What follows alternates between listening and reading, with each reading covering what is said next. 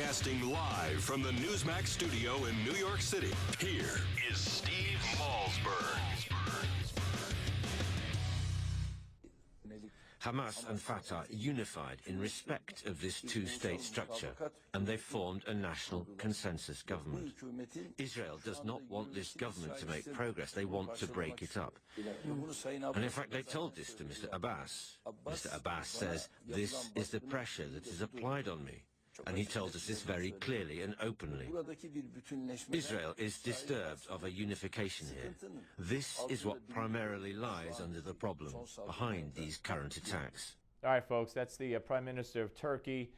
Seems to be one of Barack Obama's good buddies, but not many others seem to care for him. He compared Israel to the Nazis. And by the way, he received an award from the American Jewish Congress, who now want that award back. Joining us now to talk about all of this is Hisham Melhem, Washington Bureau Chief of Arabiya News Channel. Hisham, welcome, sir. Thank you. All right, so let's talk about it with the news that Israel's cabinet rejected the ceasefire proposal by John Kerry. Where are we headed here? How is all this going to end?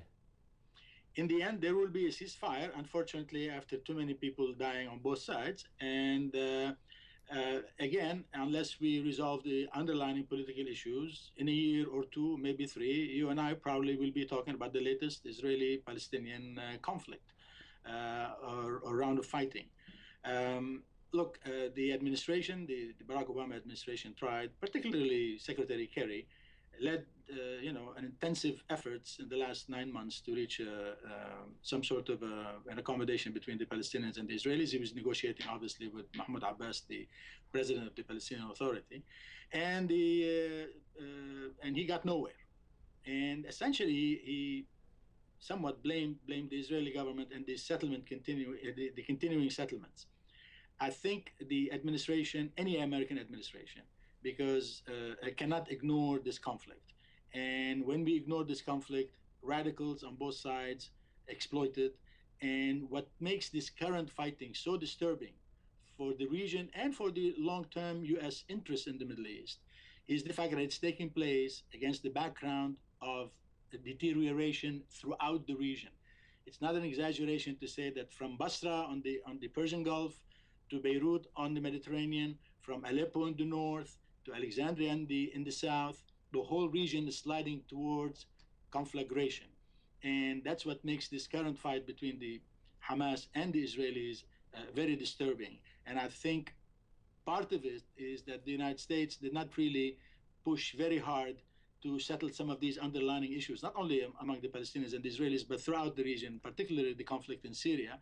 And now we have the threat of these incredibly atavistic, reactionary Islamist forces like the ISIS and others that are, forcing the administration to move in Iraq in particular, at a time when now we have this explosion in Gaza.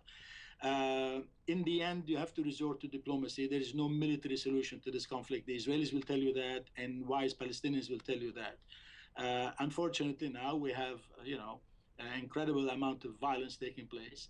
And there will be a ceasefire because the Israelis will realize that they cannot occupy Gaza again. They don't want to occupy Gaza again. And you're not going to eradicate Hamas. Not that the Hamas represents the best among the Palestinians. I happen to disagree with their ideology and their views. And I think one way of undermining the political influence Hamas is to do it by helping and strengthening the Palestinian moderates. This is going to be a fight among the Palestinians as to who is going to lead the movement. Recently, we've had a national unity government where not a single member of Hamas was in this new cabinet. And I think the United States accepted that government, and I think the Israelis should have given it a chance, again, to help the moderates to undermine Hamas. Hamas was on the ropes. Hamas was bankrupt financially in every way. Then if this conflict is going to enhance them. But Hisham, if that's the case, if Hamas was on the ropes and they were bankrupt, why did the moderates, as you call Abbas's government, Fatah, which I don't view as moderates, I view them as Yasser Arafat with suits, why on earth did they put them in a unity government and rescue them? look, I mean, because the negotiations, led to nowhere. So they reach out to Hamas, the organization sworn to the annihilation of Israel, and then Israel's supposed to support that government? No, look, it's, as I said, there are Israelis who don't accept the Palestinians, and there are Palestinians who don't accept the Israelis. I mean, if you want to talk about the fringe... But that's not true. That's not true. Abbas will not recognize Israel as a Jewish state. Their two-state solution are two Palestinian states. Current-day Israel, overrun by a so-called... Wait, let me just finish. The current-day Israel, overrun by Palestinians through so-called right of return, and a new Palestinian state. Two Palestinian states. That's the Palestinian vision of a two-state solution.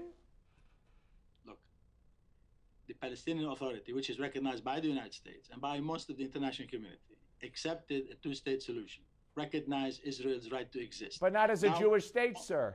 Wait a minute. I mean, if you want to reinvent your history, I'll invent, let's not continue this discussion. Let me be blunt with you. Only a few years ago, the Israelis added the Jewish state to this recognition.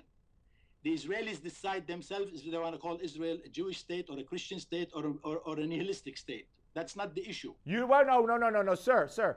Israel was founded as a Jewish state. The purpose of Israel was to give Jews a place to go. So you're saying it's not important? You're saying this is something Israel came up with? This is not something the Palestinians will decide. This is something the Israelis can call themselves a Jewish state, and we call them, when we refer to them in the Arab media or whatever, we call them, like everybody else, a Jewish state.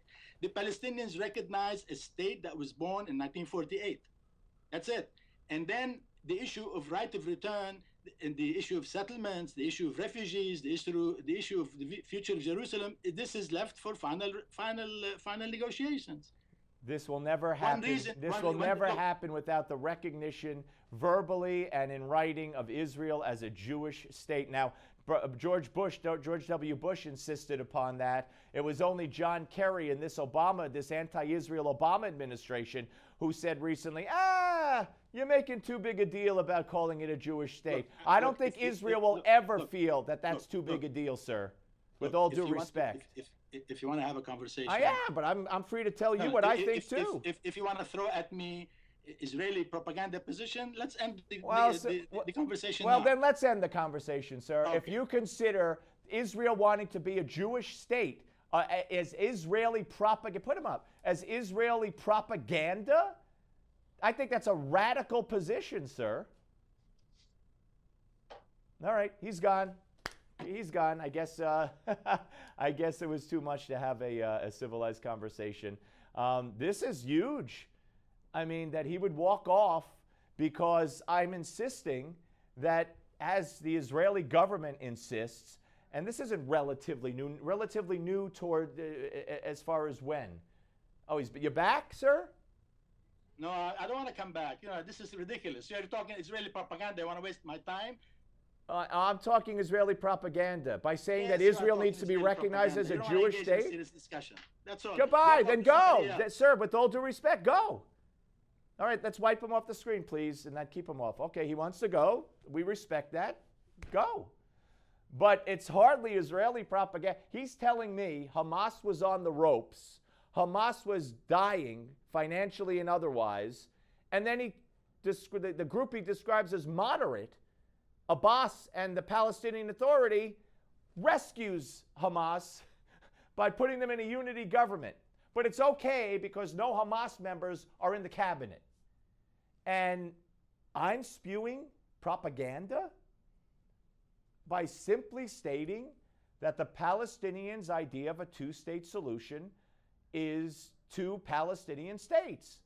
They insist on the right of return. Yes, it'll be negotiated, but they openly say they have to have a right of return. That would overrun Israel as we know it today with Palestinians, and Israel would lose its foundation as a Jewish state. Then there'd be another Palestinian state created. So you'd have two Palestinian states.